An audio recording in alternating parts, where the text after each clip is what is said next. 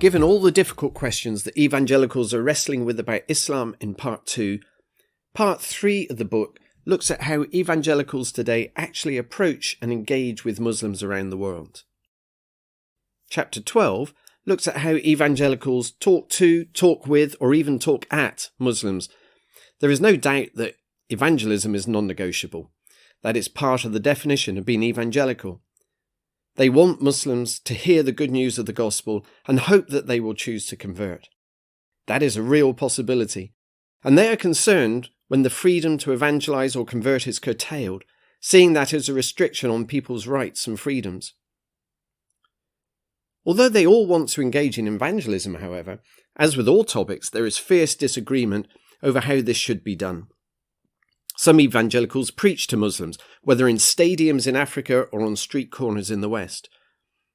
Others engage in what is called friendship evangelism and write books about how to share the Christian gospel with Muslims. An increasing number are engaging in friendly dialogue with Muslims, much to the concern and even ridicule of others who think this is naive, as they don't trust anything Muslims say. They prefer to emphasize apologetics, which means answering the questions which Muslims pose, although of course this can be done in dialogue too.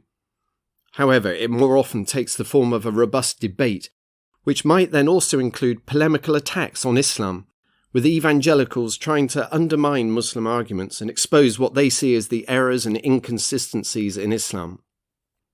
These different approaches have themselves caused fierce debate amongst evangelicals in recent years.